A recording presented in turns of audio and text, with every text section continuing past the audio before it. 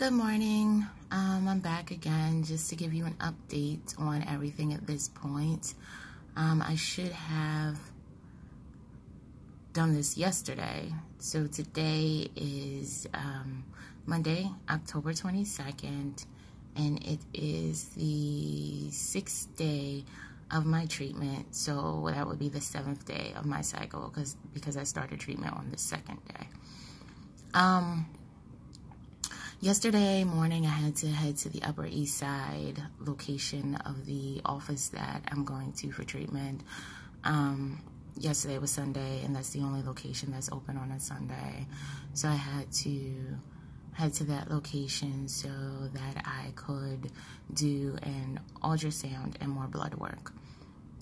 And as I said, they told me it was really important to get this ultrasound done because I have a lot of follicles, and the medication of the follistim and the minipure, I know they're helping to create more follicles, and so they really wanted to see what was going on with my ovaries. Everything was fine. I finally did ask how many follicles I have at this point, and I was told between 15 and 20, but they're not sure how many will mature. Now that's interesting. I did not ask how many follicles I had during my first ultrasound before I had taken any of the shots last week, on day 1. But, so I don't know whether the medication has actually created more or not. I'm hoping to get that information a little later. But, maybe like 8-9 months ago, I had, the initial exam. Actually, it may have almost been a year ago. I had the initial exam when we started this whole process, and at that time I had like 32 follicles. So I don't know. I was a little further along in my cycle though too, and that was without any medication, completely naturally, with nothing. And this is a total of 32. That was a total of 32 right and left. And yesterday I was told I have a total of about 15 and 20 right and left right now. So I don't know if that's like a sign of deterioration of fertility or something like that.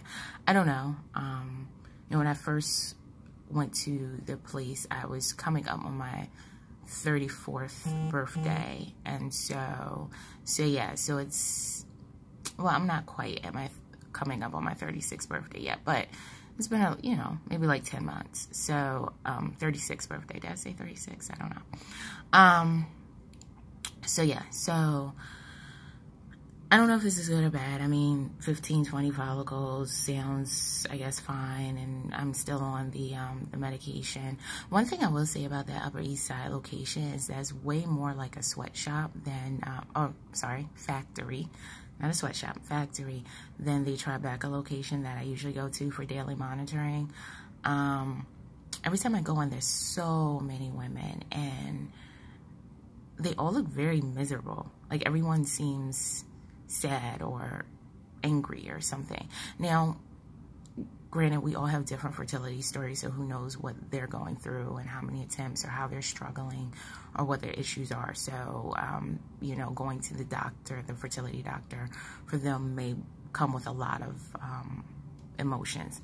Because I actually haven't had any real, you know, negative issues other than just not getting pregnant, which,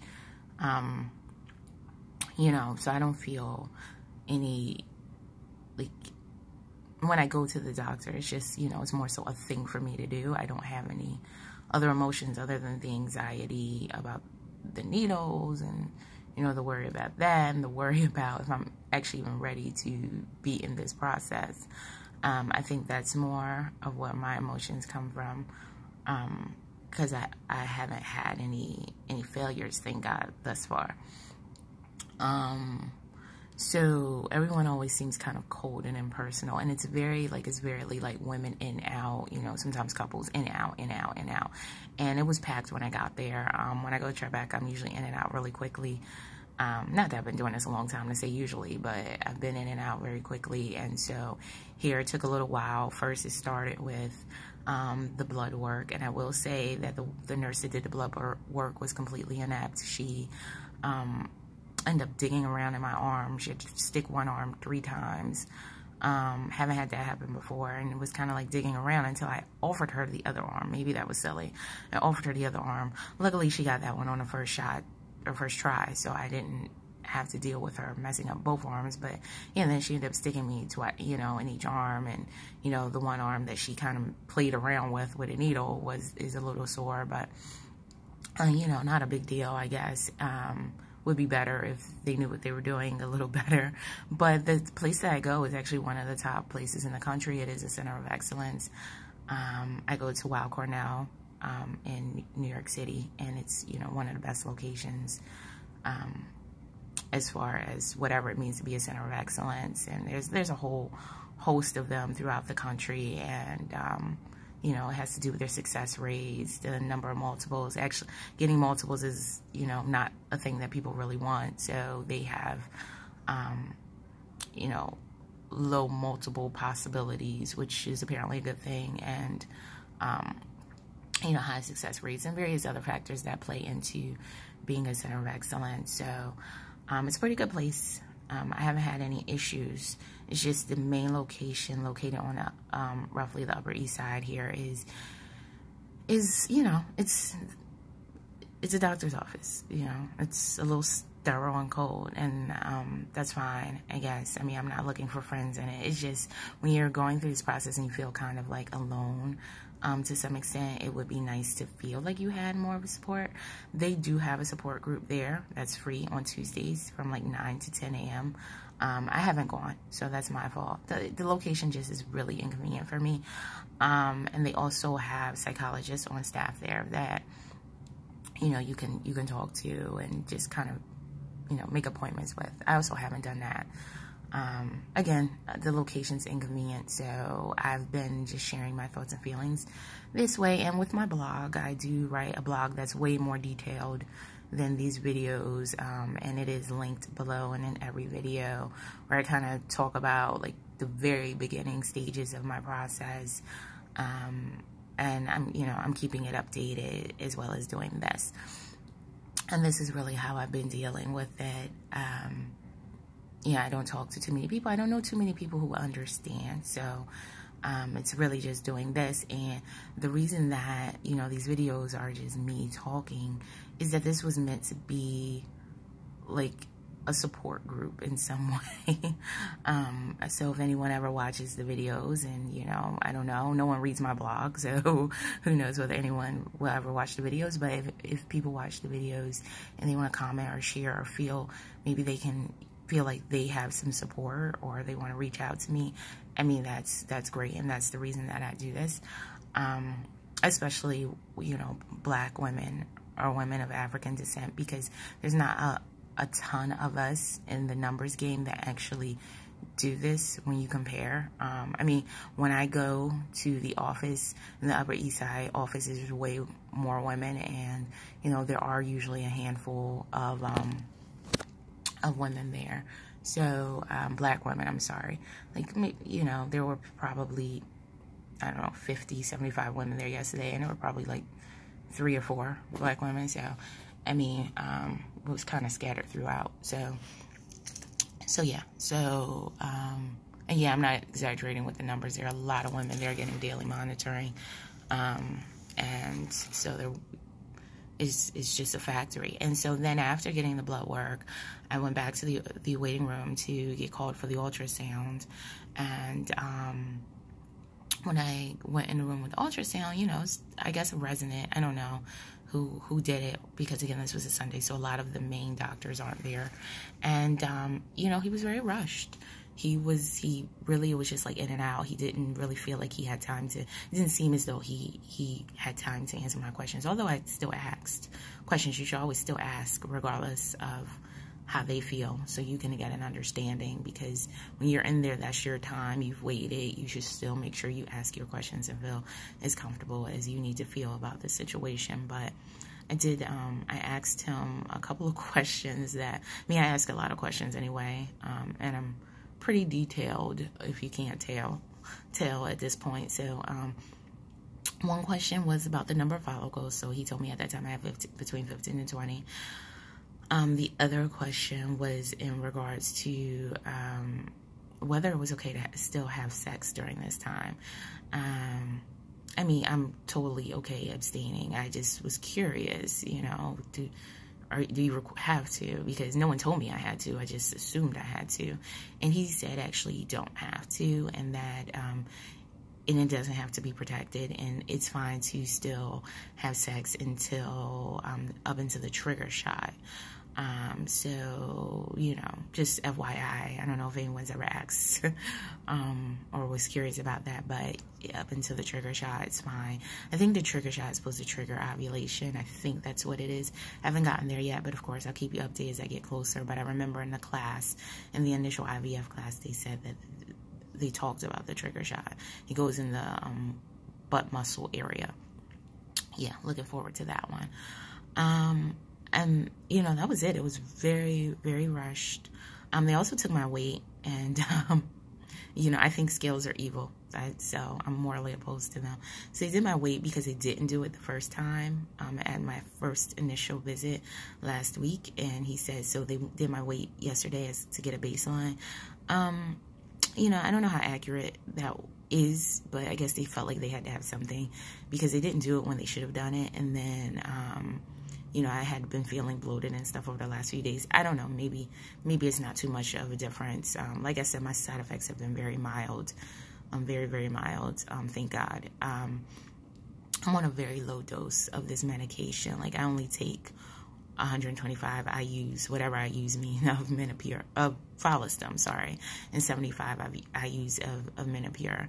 And also, while I'm on the acronym subject, I know a lot of times women going through this fertility process speak in acronyms. I'm not going to do that because, one, I don't really know what a lot of them mean myself, and I'm going through it.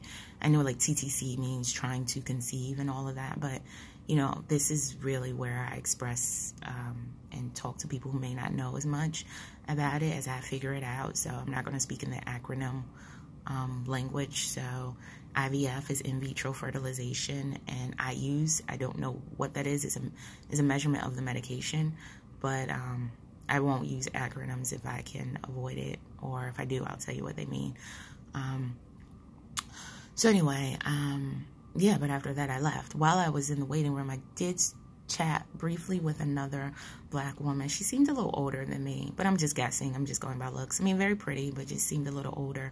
I don't know. You know, you don't ask unless someone volunteers their situation. We were kind of just talking about the wait, and she said how it was always crowded and things like that. You know, basic pleasantries, but nothing really major. But it's so cold and sterile in the office, so it's just like, you know, you go in, you do what you got to do, you get out. It's like that. I was also carrying around this big lunch bag of Cetrotide. Cetrotide is a medication. There's another type, I think it's called Ganirelix or something like that, but I have Cetrotide, and it's a medication that stops premature ovulation. So because of this process, everything's very strict, everything's very monitored, so I'm not really supposed to ovulate on my own. And so to the extent that, you know, as you move through your cycle, naturally you'll ovulate, they want to prevent that and kind of have me ovulating on the schedule that they want me to ovulate on. So they told me to carry this Cetrotide in case they told me right away after the ultrasound, hey, you need to take it, and I wouldn't have the opportunity to go home and I have to have it. But the Cetrotide needs to be refrigerated, so I'd been carrying it around in a lunch bag, like an insulated lunch bag with ice packs, just to try to keep it cold. Luckily, I only did that one day, which was yesterday, because I hadn't had an ultrasound since the initial one last week until yesterday. And I didn't use it, so I took it back home, put it back in the fridge, you know. But when I received my instructions yesterday from the nurse, this is what she told me. She told me to continue on the 125 I use of Follistim for yesterday and today. Today, as I said, is Monday. And the 75 I use of Menopur for yesterday and today, again, Monday. They give you 2 days usually, or until you go back again. So if you're going more often, you might get instructions more often than I am currently getting instructions. And then she told me tonight I should start desetrotide. So this is a new medication that I have not yet started. I am a little nervous about it because, again, I haven't had any real side effects, and starting new medication, which I knew I was going to have to do, I am concerned about getting or having more side effects because, thank God, I've been so blessed to not really have any real issues. But as I said, I'm on a low dose of these medications.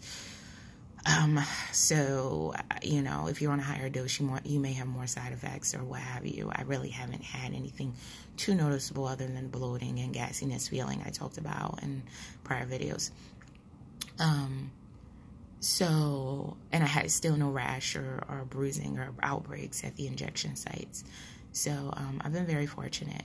So I'm going to start desetrotide tonight, and then tomorrow, Tuesday, I need to return to the office for blood work and another ultrasound. So I don't know if they're going to always do ultrasounds going forward when I return to the office, or if it's just, but I mean, I'm further along in the cycle, right?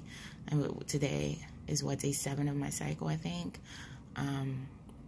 So I don't know if they're going to always continue to do the ultrasounds, or if, or it's just these 2 times.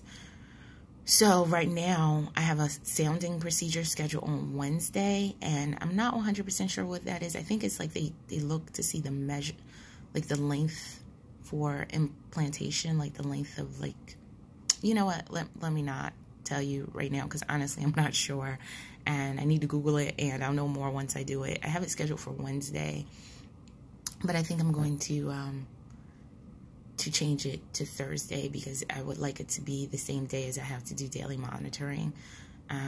So if I'm going in on Tuesday, I probably won't have to go back until Thursday. That's my thought, but I'll see when I call. And unfortunately, even though it is a weekday, because I have to do the sounding procedure with my doctor, he's located in the Upper East Side location. I'll have to go all the way up there again. So all major procedures and weekends require me to go to the Upper East Side. I'm not saying the sounding procedure is a major procedure. I don't think it is. It's not major, but it's just something that has to be done before the major procedures start. Otherwise, I've done everything, all the blood testing, you know, everything that you need to do. And what else? I've really been trying to keep this as updated as possible. But like I said, I also write a blog, so it takes a lot of time between the 2 of them. So if I leave anything out, please feel free to check my blog, because I do try to get everything into there. You know, very quickly, and before I end this, I want to talk a little briefly about the desire to be a mom, and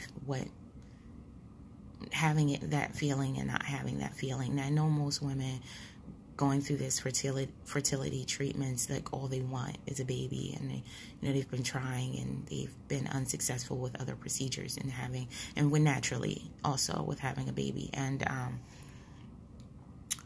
you know, I haven't had those experiences, but I also don't have that, like, oh my God, I have to be a mom, I have to be a mom, I have to be a mom. I want to be a mom.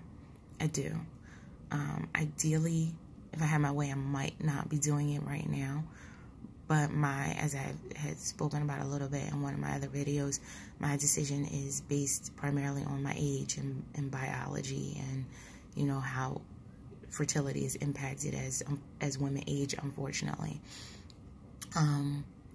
You know, so I don't want people to think, and this is something that I don't think people talk about a lot, there's anything wrong with you if you aren't a woman who is, like, constantly like, oh, I need to have a baby, I need to have a baby.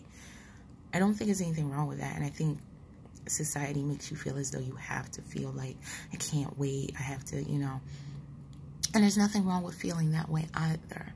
You know, all feelings are valid, and however you feel, there's never anything wrong with your feeling, but you always think that women are supposed to, you know, be dying for the day that they become a mother.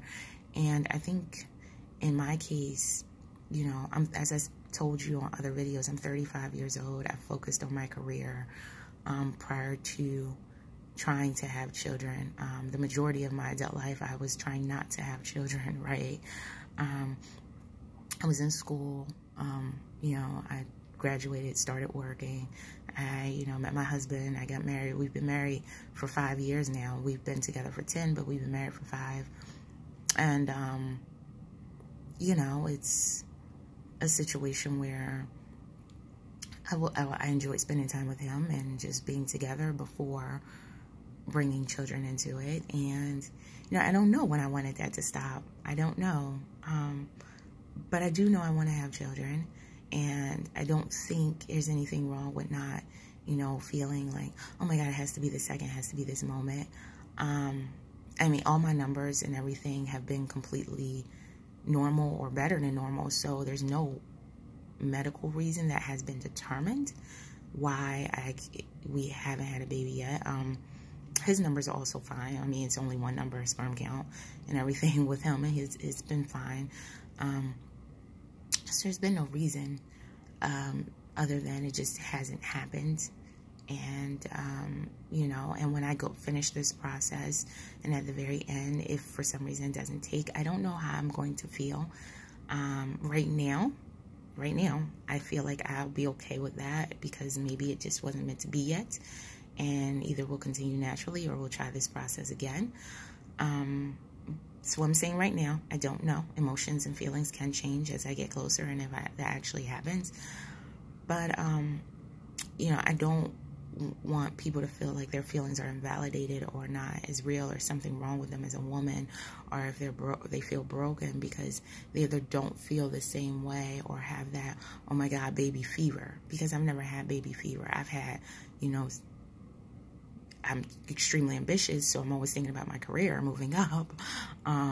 Always, I've had that type of drive. I've gone to years and years of schooling, and, that's where my passions and desire have taken me. But all of that also is so when I do have children in the future, I can have a base to provide them with something, and I can give them something. So, the better I improve, the more I improve my life, and the better I make things, and so I can have, a better base for them. In this world, and I'm in the United States, and in this country, it's really hard for Black people. I think it is all over the world, but I can only speak to the place that I've lived my entire life. It's really hard for Black people, and, you have to fight for everything you get. You have to fight really hard. You have to work really hard. You're also always underestimated. I find myself always underestimated in the field that I work in. People think you're not as smart, you're not as talented. You've gotten there because someone's giving you a handout or some sort of affirmative action. Not that there's anything wrong with affirmative action. Not what I'm saying. But people feel that you don't necessarily deserve to be where you're at. And I've worked really hard to get anything and everything that I've gotten, and I've been very blessed. And I attribute everything to God's grace, of course, first and foremost. And He's given me all the abilities to work hard and to get everything. It's through blessings. But when you're Black and you live in this country, it is hard. And I don't want to bring children in the world and not have anything to start them with. And so that was always very important to me, that if I was ever to become a mother, I would have something that would help them get a heads up in life, and to hopefully not have to start at the very bottom. Doesn't mean they won't have to work hard. They will. And they'll understand that. But if I can help through my experience and what I've gone through, then that's very important to me. So while I was busy focusing on my career, life happens. You get older, your clock starts ticking. And that's where I am today. I focused on my career and getting ahead and moving forward. And, as I did that, and there's nothing wrong with that, whatever path you want to take in life. But while I was doing that, your clock ticks. And so before my time's out, I started to try. I said, never really felt like I had that whole baby fever. Never have it. May go through my life never feeling that way. I'm sure I'll love whatever child or children I end up having. But, it's just, you think you have to have that, oh my God, I want to be a mom, I want to be a mom, I want to be a mom, I want to be a mom. And there's nothing wrong with it. But there's nothing wrong with not having it either.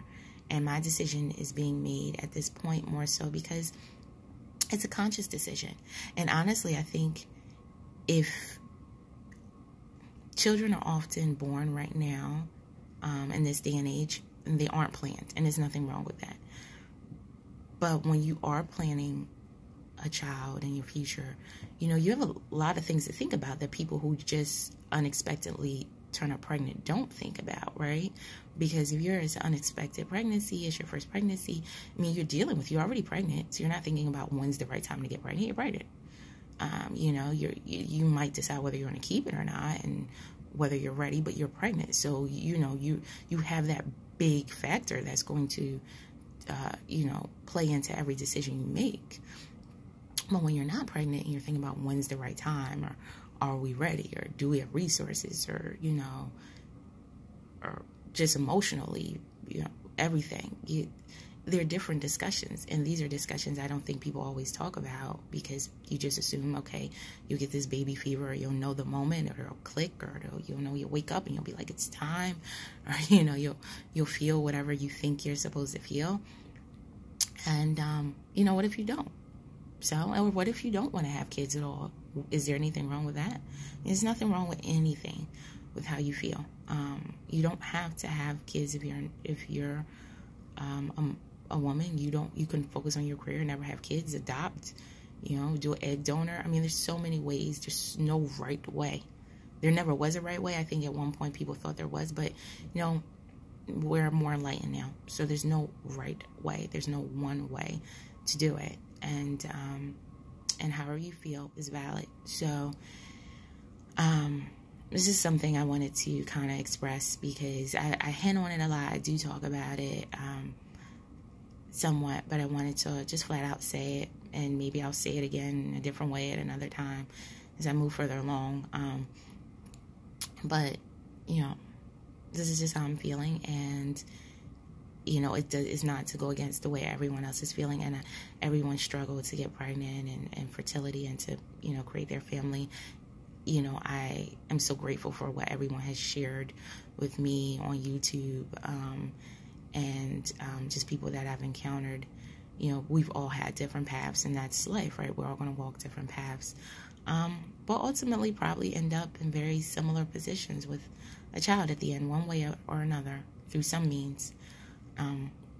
So that's it for now. Like I said, tonight I'm going to do Cetrotide. I'll definitely update you on that. So it's going to be the Follistim, the Menopur, and the Cetrotide. And I'll update you to let you know how that shot goes. I have noticed, and I don't know if I've said this before, but the Menopur for me stings a little bit when I inject it. I meant to mention that to the doctor. I totally forgot. He was rushed. He was so rushed that sometimes you forget. I try to write these things down, but, you know, so I wanted to know whether that was normal. I don't know. But it stings a little bit. Nothing too major, but just a little sting as I inject it. So I'm like pushing the plunger, or whatever you call it, on the syringe very slowly as the medication goes in. And, you know, it has a slight stinging feeling to it.